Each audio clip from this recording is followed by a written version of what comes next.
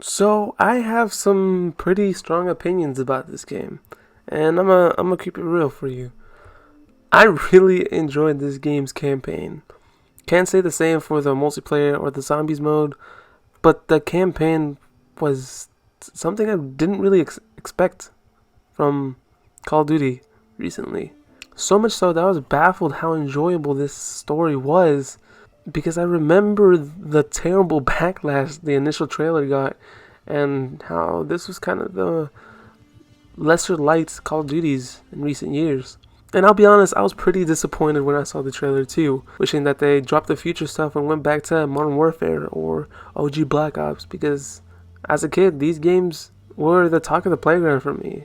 From 5th grade to middle school, every kid played these games and were amazing on the stories that they told with the Black Ops arc and the Modern Warfare arc, and all the characters that they introduced and the stories they told with these characters. I remember being super hyped in 6th grade in the playground watching the trailer for Black Ops 2, seeing that Woods is back and all these other characters and this new setting. It was super exciting. They give you simple but enjoyable stories with memorable cast and characters that fought by your side, making you more attached to them, making their deaths more and more impactful. And it's still true to this day. Having just played Modern Warfare 2 Remastered campaign, the gameplay was just as enjoyable even after playing it a dozen times in middle school. So finally being able to come around and play this installment and see if it was as bad as it really came out to be. That being said, I'll only be discussing the campaign in this video. I'm definitely not interested in the multiplayer or its weird zombies mode. Yeah, that's not gonna happen. So yeah, campaign only, and spoilers obviously for the whole campaign. If you haven't played it, you should definitely pick it up. I know it's kind of expensive for some reason. These fucking games never go on sale. I managed to catch it on sale, but if you ever see it on sale, please pick it up for some short, fun sci-fi action. That being said, let's go. This game is set in the way future, and that's cool. We pretty much got tired of all that exosuit stuff and flying around and whatever, but for this campaign, the main focus was space and flying through space, because you take control of the commander of a space force fleet or whatever. And these Nazis from Mars are pissed about people from Earth for, well, living on Earth. Honestly, the villain's motivations weren't really clear, and even though he keeps saying some Mars and Terram shit, which doesn't make sense, you really never see him other than these weird morning announcements he does. And then you do finally see him, and you kill him, and shit, that was fucking quick, okay? Compared to other Call of Duty villains, he's definitely the weakest I've seen, since you don't really see him, and when you do, he just dies. Most of the other villains in the series are way more memorable. Shepard in Modern Warfare 2 wanted to make himself a hero and fought by your side and tricked you and betrayed you on that iconic scene. Makarov wants to restore power to the Soviets, and Raul Menendez, holy fuck, do we not even go there? Because what an amazing villain that guy is. The main character of the game is Reyes, and he's pretty cool.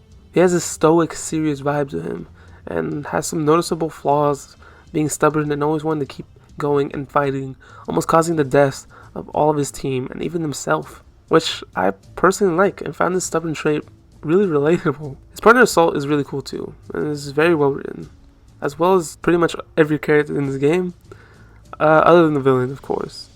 But yeah, Salt is a pretty cool character, having a clear history between Salt and Reyes, having them have this really sweet brother-sister bond that they have, and seeing their friendship grow throughout the game. Initially, I was mixed on Omar, because he was straight up an asshole to you and Ethan, and then he grows on me later, and makes for a good coach-like character, encouraging Reyes to keep going, and that attitude is what kills him, which sucks, but makes sense for his character.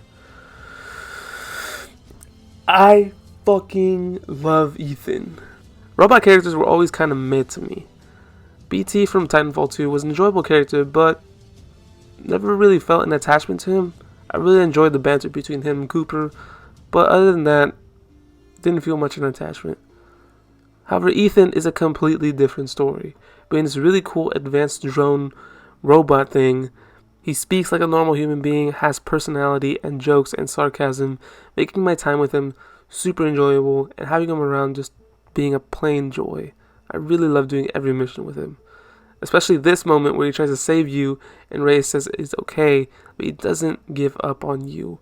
It literally almost made me tear up. Like, this fucking shit blindsided me with the feels, and God, I'm such a bitch, but yeah, Ethan is he's the greatest character in this game, and nobody can tell me otherwise. Captain, your suit. Took a hit in the cockpit. Left arm's torn. Unsettling report, sir.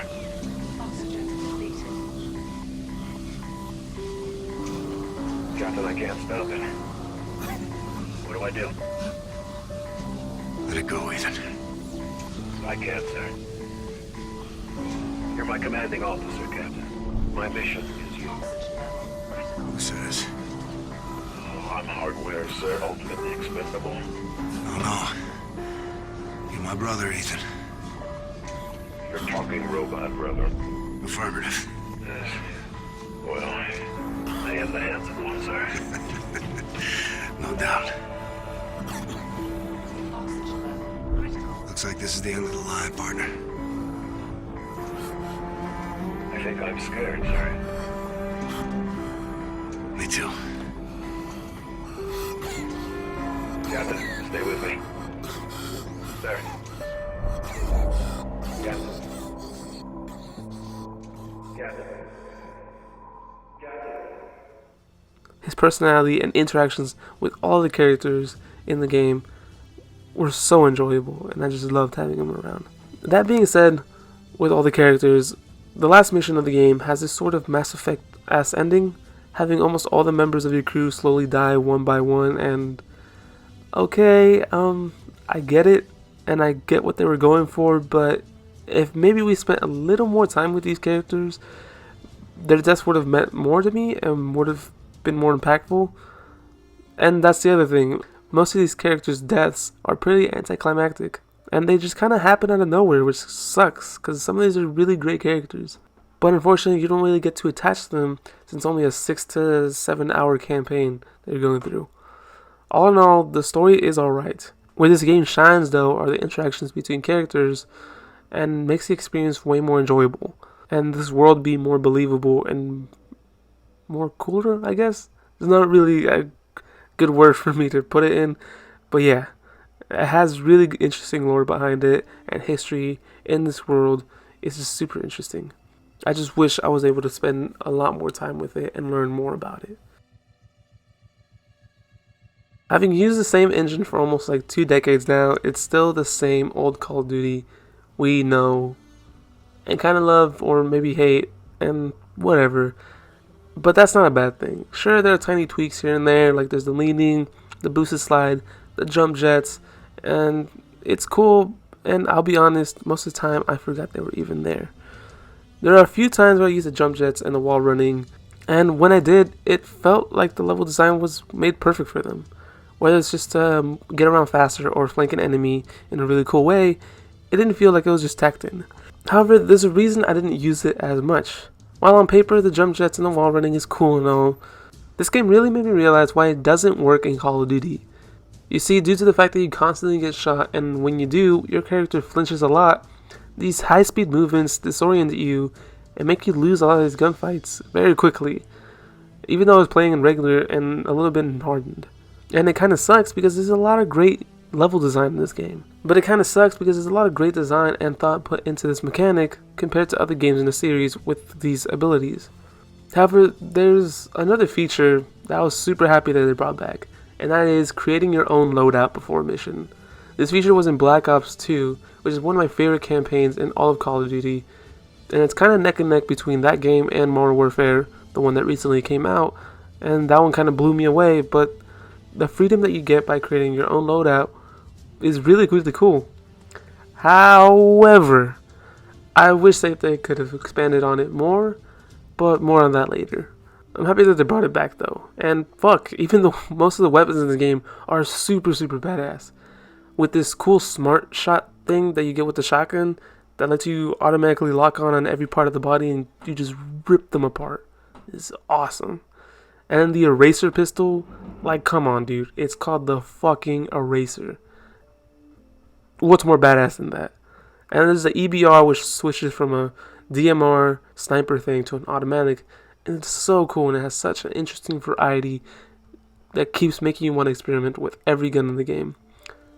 Not only that, but they decided to add some unique equipment options, which were kind of cool, honestly. Sure, past games had things like this too, but they were only gimmicks stuck to one level. Like, the hacking tool could be used in any other level, which is really cool. The shield was the most useful, showing the locations of enemies through walls. The drone was neat, but was never super useful. And, oh yeah, there's a foam wall thing.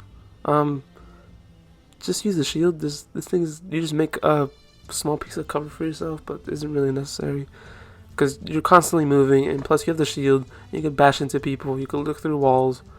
So why would you ever pick the foam over the shield?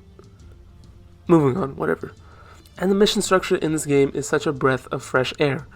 This is one of the shorter campaigns in the series. Having the choice between which mission to do and having some side missions in between some of the major ones for the story, and upon completing those side missions, giving you upgrades and perks, was a really, really cool idea, and one of the reasons I was excited to play this campaign to begin with. Having the choice between infiltration missions, stealth, full-on assaults, and full-on space combat. While yes, it is pretty simple and it's pretty easy compared to other space sims and space combat games, whatever, it works exactly right for Call of Duty. And the adrenaline you feel zipping through space debris, chasing after enemy ships, and the impact you feel after blowing up an Ajax ship is so badass. Yeah, sometimes it gets a little funky here and there when you're locked down and you start crashing into shit, but there's no denying how awesome it feels just to be tearing shit up in space, even though it's kind of thoughtless and mindless, but it's still super badass to be playing through it. So yeah, there's so many great ideas introduced into this game, which really bums me out how short of the campaign it is, and how not many of these ideas were fully realized and reach their full potential. So, let's make it better. We'll start with the missions and loadouts. Obviously, let's add more missions. Most of them were pretty unique to begin with, so with a few more would work great. With a few more varied environments, other than ship interiors though, have some ops and outposts on planets and asteroids, and even on Earth. Don't strictly keep it in space. Have more varied environments and settings to shoot shit up, giving us this whole camo setup thing actually useful other than just that one time. Having missions be in stormy environments like in Titan from Destiny 2, tundras like in the intro, or even forest. Sure, it might not make sense with who you are, so let's change that too. Instead of being the special space pilot commander, be a badass Black Ops agent so you have access to as many cool gadgets, weapons, and still be able to fly badass spaceships. That being said, with the bigger selection of missions, there should be different factions to back those up. Fighting the same Nazis from Mars gets old, so having multiple factions fighting for the solar system would be an awesome world to be lived in, and would expand on lore even more, with your Black Ops agent infiltrating each and every single faction, slowly breaking them down. Or not, giving you the choice on which ones you want to destroy, giving you more player choice, and changing the outcomes of some of the major story events based on which side missions you did and how you did them, and how to approach these missions with the choice of equipment you bring.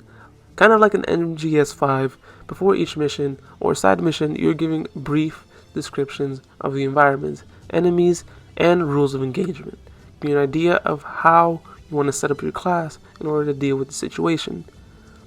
Keeping the guns in the base game, maybe adding a couple new ones. However, the big overhaul I want here are adding new pieces of equipment to bring along with you in these missions. For example, getting upgrades for the shield that allow you to shield dash, or a drone that has different types of firepower, or even a controllable seeker mine. Think of these as attachments for these pieces of equipment. Not only that, but adding new ones in the mix, like a grappling hook that gets you on roofs or vantage points, a threat scan that could let you look through walls, or a cloak for stealth missions. Not only giving new additions to your equipment, but also to your ship, providing you more options for weapons instead of the slight upgrades you get for each mission. Over time, you upgrade with these upgrade points that you find through exploration, other than just leveling up, and new weapons and such being found in certain side missions like in the base game. Changes like these would not only make this an incredible campaign, but an incredible game on its own. And while Activision would never waste their time and efforts making this grand campaign because multiplayer is where the money comes from, but, you know, one can dream and can even inspire to create something even better. Infinite Warfare was an eye-opening experience for me. See, a game that was so hated could actually be a real enjoyable experience. While sure, the campaign was short, it had me reminiscing to those days where I'd play past Call of Duty campaigns over and over with friends. Please give it a shot if you haven't. It's a great short weekend experience that you can just turn your brain off and have a blast shooting robots and flying spaceships.